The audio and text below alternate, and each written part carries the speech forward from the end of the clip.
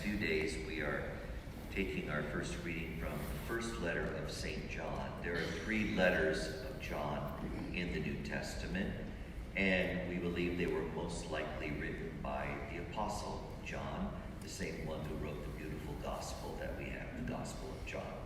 You know, according to tradition, John was, after Pentecost, living in Ephesus with Mary, the mother of Jesus, and he was actively evangelizing the Ephesus area, spreading the gospel and teaching in that area.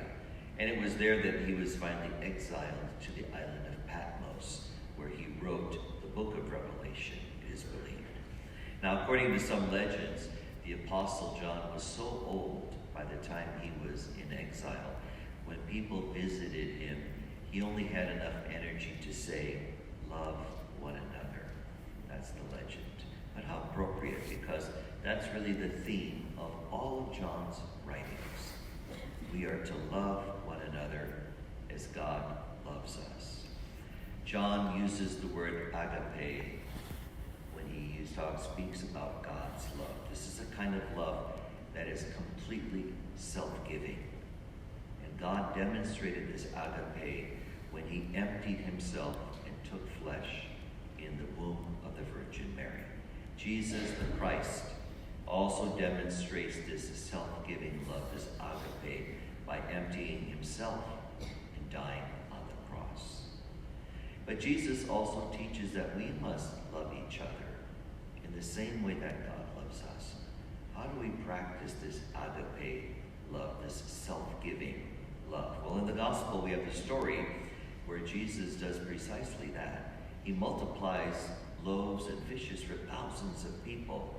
His love for the people, his love, was so powerful that he acted on his compassion for them and fed them miraculously. That's the power of self-giving, selfless love. When we love like God loves, anything is possible. So John, of course, tells us that we must love one another, and he's talking about the same kind of agape which imitates the love of God in Jesus. But when you think about it, that's a pretty tall order, isn't it? We throw the word love around very loosely in our society. But if true love, agape love, means pouring out ourselves for someone else, then we know we have a long way to go, don't we? Our love always falls short of that kind of agape love. We may try to empty ourselves, and we may try to be selfless in loving other people, but what usually happens, sin gets in the way, and we fail to love as we should. And the world that we live in is a result of our failure to practice agape love. The good news is that we're still in the new year. You know, a new year always gives us an opportunity to try something new or to make gains in certain areas of life. Maybe we can strive to practice this kind of selfless love. We start slowly, you know, with 1 or 2 people, a spouse or a child or a parent.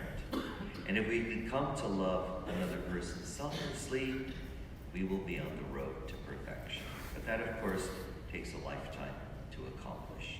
In fact, agape love will only be realized when Jesus himself returns to bring us into his kingdom.